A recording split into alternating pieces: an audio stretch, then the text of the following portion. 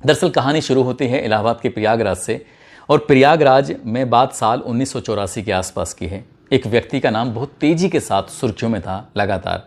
शायद ही कोई ऐसा व्यक्ति होगा जो उस व्यक्ति को उसके नाम से नहीं जानता था। नाम था चांद बाबा। चांद बाबा अपराध क्या करता था? लूट, हत्या, डकैती, इस तरह के काम भी क्या करता था। और साथ ही दिनों दिन उसका वर्चस्व लगातार बढ़ रहा था। और उसके वर्चस्व से जब पुलिस वाले तंग आ जाते हैं, आजिज आ जाते हैं, तब उन्हें ज़रूरत थी एक ऐसे व्यक्ति की जो इसको ख़त्म कर सके। पुलिस वालों ने अगर अपना काम किया होता तो उसमें किसी दूसरे व्यक्ति की ज़रूरत पड़ती ही नहीं। और अतीक अहमद नाम का एक व्यक्ति, जिसने 17 साल की उम्र में पहली हत्या की थी, उस व्यक्ति ने साल 1989 में चांद बाबा को हमेशा हमेशा के लिए मौत की नींद सुला दिया। क्योंकि चांद बाबा भी विधायक बनना चाहता था और अतीक अहमद भी विधायक बनना चाहता था। अतीक अहमद विधायक बन जाता है और राजनीति में आने के बाद उसके अपराध का सिलसिला लगातार जारी था। वो हत्याएं भी करता था, हत्याएं करवाता भी था, पैसे भी लूटता था, रंगदारी भी मांगा करता था, लोगों की ज़मीनों पर कब्जे भी क्या करवाया करता था। वो ऐसे कौन से काम थे जो अतीक अहमद नहीं किया करता था। साल दर साल लगातार आगे बढ़ते चले जाते हैं। कभी निर्दलीय तो कभी किसी पार्टी से, कभी कोई पार्टी उसे अपनी गोद में बिठाकर उसे कभी विधायक बनाते थे। तो एक वक्त ऐसा भी आता है कि उसको सांसद भी बना दिया जाता है। और जब सांसद बनता है तो लगातार जिस पश्चिम की सीट से लगातार वो सांसद बन रहा था, उसके दिमाग में आता है कि इस सीट को अपने कब्जे में रखना चाहिए। काश उस दिन ने ये बात ना सोची होती और इसने इसी सीट पर कब्जे के लिए अपने ही भाई को इस सीट से विधायक बनाने की बात सोची। लेकिन वो अपने भाई को कभी विधायक बना ही नहीं पाया। अपनी टीम में, इसकी टीम में एक ऐसा गुंडा रहता था जिसको राजू पाल के नाम से भी जानते थे। और उस गुंडे ने अलग होकर इस पश्चिम की सीट से बसपा से टिकट लेता है, विधायक बन जाता है। लेकिन ये बात अतीक अहमद को बिल्कुल भी बर्दाश्त नहीं होती है। अतीक अहमद जब इस बात को बर्दाश्त नहीं कर पाता है, तब यहाँ पर एक जंग शुरू होती है। ऐसा लगता है जैसे अतीक अहमद के वर्चस्व को हमेशा हमेशा के लिए ख़त्म कर दिया गया हो। और वो अपना वर्चस्व बढ़ाने के लिए साल 2005 में 25 जनवरी का वो दिन था, वो बीएसपी के विधायक को दौड़ा दौड़ा कर मारता है। लगभग 19 गोलियां मारकर उसकी हत्या कर देता है। और उसके बाद फिर लगातार अपने काम में लग जाता है। लेकिन वक्त के बारे में किसी को नहीं पता था। जब इस पर लगातार प्रेशर पड़ता है, बसपा की सरकार आती है। बसपा की सरकार आने के बाद अतीक अहमद को गिरफ्तार करने की कोशिश कर रही थी। अतीक अहमद इधर उधर भागता है। आखिरकार वो गिरफ्तार भी होता है और गिरफ्तार होने के बाद वो जेल चला जाता है। लेकिन जेल में रहने के बाद भी अतीक अहमद का आतंक कम नहीं हो रहा था। जेल में वो रहता था, किसी की हिम्मत नहीं, किसी की ताकत नहीं कि उसके खिलाफ कोई बोल सके, उसके खिलाफ कोई आवाज़ उठा सके। सरकारें तब भी थीं, सरकारें अब भी हैं, सरकारें बदलती रहती हैं, सरकारें आती हैं, सरकारें जाती हैं, लेकिन पुलिस प्रशासन की व्यवस्थाएं जो होती हैं वो लगातार बनी रहती हैं। पुलिस प्रशासन ने काश अपनी ईमानदारी से काम किया होता तो अतीक अहमद कभी अतीक अहमद बन नहीं पाता। और उसके ऊपर लगभग 101 मुकदमे, जो हिम्मत करके लोग थाने चौकियों तक पहुंचे और ये मुकदमे दर्ज कराते हैं। ऐसे न जाने कितने ऐसे मुकदमे होंगे जो चौकियों और थाने तक पहुंच ही नहीं पाए। और इसके बाद फिर ये यहाँ से नैनी जेल में भी रहता है। नैनी जेल से साबरमती जेल में जाने से पहले उसने देवरिया में एक ऐसा कांड कर दिया था, एक ऐसे व्यापारी का अपहरण करके लगभग 40 करोड़ रुपए की संपत्ति अपने नाम की, उसकी एसयूवी कार को भी अपने कब्जे में ले लिया। और लोगों को तब यकीन हुआ जब जेल के अंदर की बनी हुई वीडियो सोशल मीडिया पर वायरल होती है, तब ये लोगों को पता चलता है कि साल 2018 में अतीक अहमद अभी भी अपनी हरकतों से बाज नहीं आ रहा है। तब शायद प्रशासन को, पुलिस को लगता है कि जो हो रहा है वो गलत हो रहा है। सरकार ने जब शिकंजा कसना शुरू किया तब उसको देवरिया की जेल से निकालकर गुजरात की साबरमती जेल में रख दिया जाता है। और साबरमती जेल में रखने के बाद लेकिन इतिहास फिर अपने आप को दोहराता है। और उमेश पाल की जब हत्या करते हैं 24 फरवरी 2023 को, तो वो 24 सेकंड का या 44 सेकंड का एक वीडियो है जो सोशल मीडिया पर लगातार वायरल होता है। वो वीडियो अगर सोशल मीडिया पर नहीं आता तो शायद ये कभी सच लोगों के सामने भी नहीं आ पाता कि साबरमती जेल के अंदर बैठा हुआ अपराधी अतीक अहमद अपने बेटे से और लगभग 6-7 लोगों की ओर साथ मिलकर वो इस हत्याकांड को अंजाम दे रहा था। जैसे ही सोशल मीडिया पर यह वीडियो वायरल होता है, वीडियो बहुत तेज़ी के साथ वायरल होकर लोगों तक पहुंचता है। लोगों के दिमाग में सिर्फ एक ही बात आती है कि साबरमती जेल से बैठकर वो ऐसे कैसे अंजाम दे सकता है।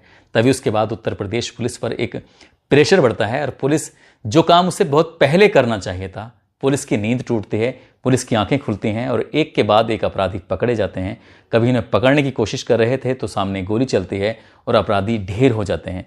सब कुछ सामान्य गति से चल रहा था। अतीक अहमद का बेटा भी झांसी में मिलता है।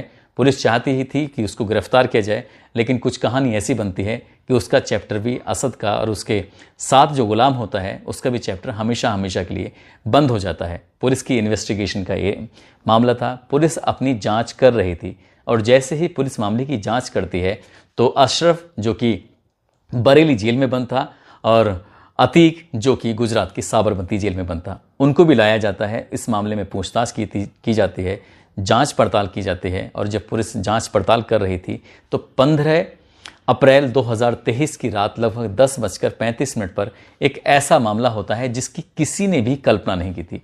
दरअसल 3 लड़के अचानक से आते हैं मौके पर और आने के बाद वो एक के बाद एक गोलियां चलाते हैं। लगभग 10 राउंड फायर करते हैं, 10 राउंड गोलियां चलाते हैं, जिसमें 2 गोलियां लगती हैं अतीक के भाई को और 3 गोली लगती हैं अतीक को। इन दोनों का चैप्टर जैसे ही ख़त्म होता है तो ये वीडियो भी सोशल मीडिया पर बहुत तेज़ी के साथ वायरल होनी शुरू हो जाती है। कुछ ही लोगों को छोड़कर ये जो कांड हुआ था, ये जो मामला हुआ है अतीक और अशरफ की जो हत्या हुई है, बाकी सबको अच्छी लग रही है, लेकिन कुछ लोग ऐसे हैं जिनको ये पसंद नहीं आ रहा है। इसलिए सोशल मीडिया या वैसे अन्य माध्यमों से वो कानून की बात कर रहे हैं और कह रहे हैं कि जो काम हुआ है काश वो कानून के दायरे में रहकर होता तो कितना अच्छा होता।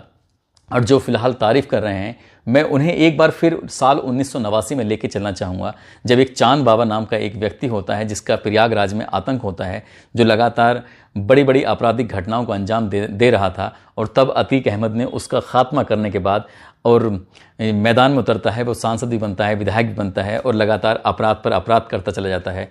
ठीक वैसे ही इतिहास अपने आप को दोहराता है। साल 2023 में एक बार ये घटना की पुनरावृत्ति होती है और 3 लोग अचानक से प्रकट होते हैं और वो इस हत्याकांड को अंजाम दे देते हैं। हत्याकांड को अंजाम देने के बाद लोग तारीफ के पुल बांध रहे हैं। उनके गांव के लोग कह रहे हैं कि हमें बड़ा फ़ख्र महसूस हो रहा है। शायद लोगों को इंतज़ार है कि ये 3 लोग जो तैयार होते हैं, 3 नए अतीक अहमद अब पब्लिक के सामने हैं। वो कितने दिन सलाखों के पीछे रहेंगे या रह सकते हैं, ये तो भविष्य के घर में ही पता है। लेकिन जिस तरह की कानून की प्रणाली होती है, वो कानून की प्रणाली भी कई तरह के सवाल खड़े करती है। लेकिन आज के इस पूरे घटनाक्रम के बारे में अगर हम बात करें, जिस तरह से पुलिस ने FIR दर्ज की है, ये शाहगंज थाना है जो कि ज़िला प्रयागराज में लगता है।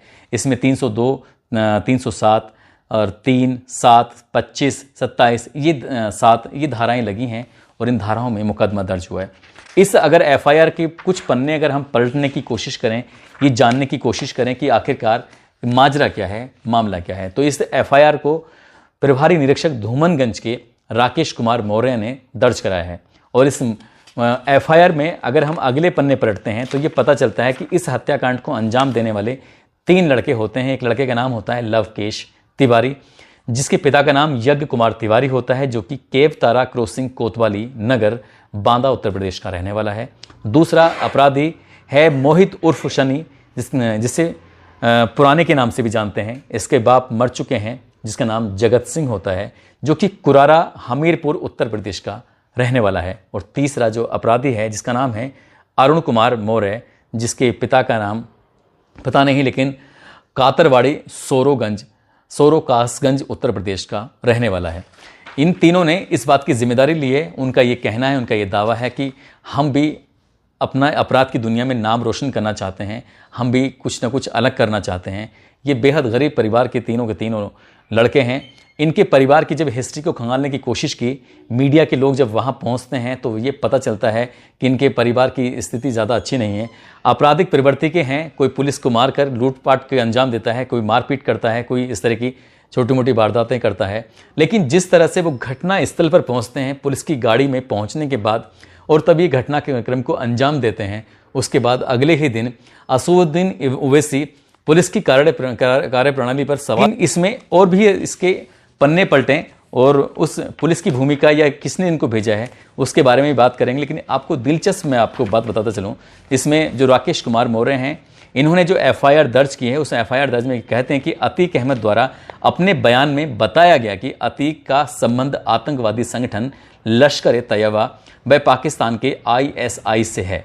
पाकिस्तान ISI द्वारा ड्रोन के माध्यम से पंजाब प्रांत में हथियार गिराए जाते हैं तथा पंजाब में ISI से जुड़ा व्यक्ति उन हथियारों को इकट्ठा करके लश्कर-ए-तैयबा को भेजता है तथा कुछ हथियार खालिस्तान अलगाववादी संगठनों को दिया जाता है और उन्हीं में से कुछ हथियार जैसे 45 बोर की पिस्टलें, AK-47 स्टैन गन व RDX भी मुझे उपलब्ध कराए गए, जिसका भुगतान मैं खुद करता हूँ। ये बात अतीक अहमद कहता है।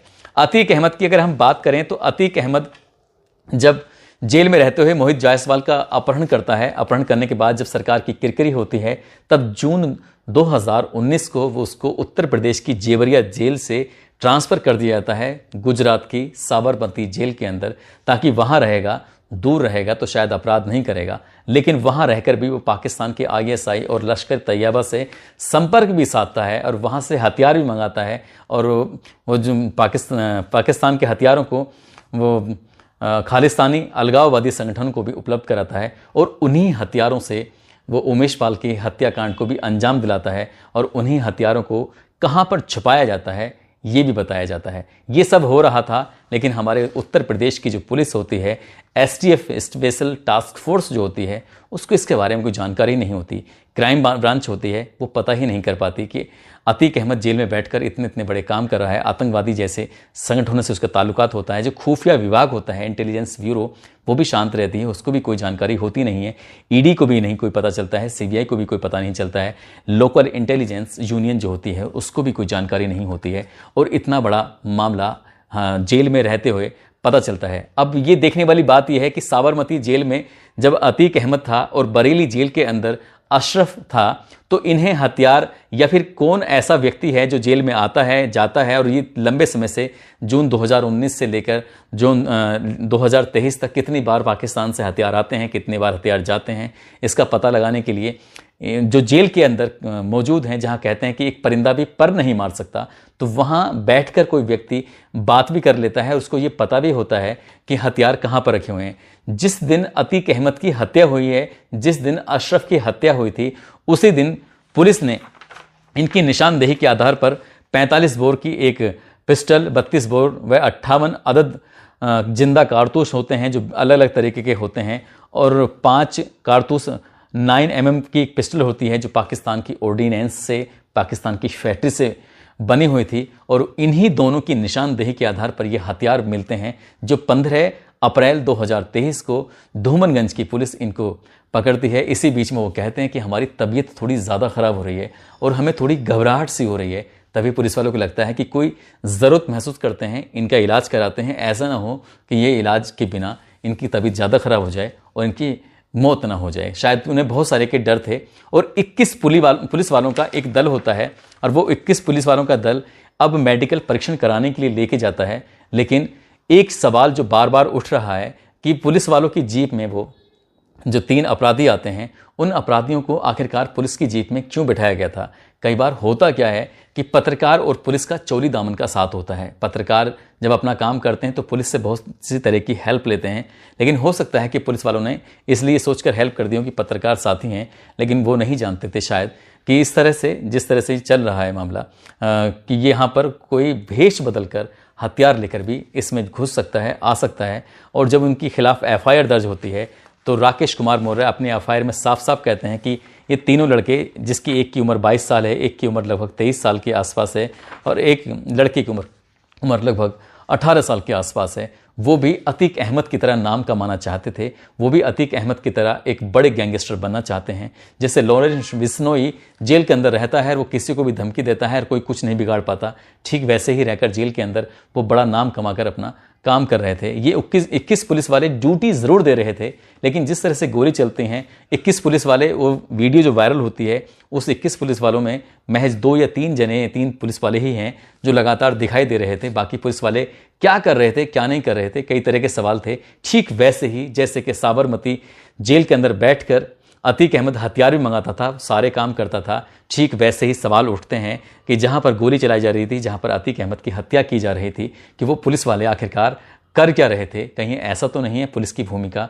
इसमें संदिग्ध हो। ये भी एक जांच का विषय है, जांच होनी चाहिए। लेकिन एक सवाल ये भी है कि जिस तरह से 25 फरवरी 2023 को अखिलेश यादव के सवाल पूछने पर योगी आदित्यनाथ जी ने सवाल का जवाब दिया था। उन्होंने कहा था कि जितने भी माफिया हैं, इन माफियाओं को पालने में कुछ पार्टियों का हाथ रहा है, और इन पार्टियों का हाथ होने की वजह से इनका सफाया कर दिया जाएगा। जो भी माफिया हैं उनको हम मिट्टी में मिला देंगे। तो कहीं ऐसा तो नहीं है सरकार को बदनाम करने के लिए, सरकार को घेरने के लिए कहीं कोई अब प्रशासनिक अधिकारी या कोई और लोग, जैसे क्या पुलिस की जांच में प्रथम दृष्टया आता है, जैसे क्या पत्रकारों की रिपोर्ट से प्रथम दृष्टया आता है, जब इन तीनों लड़कों की निजी जिंदगी के बारे में झांकने की कोशिश की गई तो इनकी हैसियत ऐसी है ही नहीं जो 5 लाख या 10 लाख या 15 लाख रुपए की पिस्टल ले जाकर अतीक अहमद और अशरफ की वो हत्या कर सकें।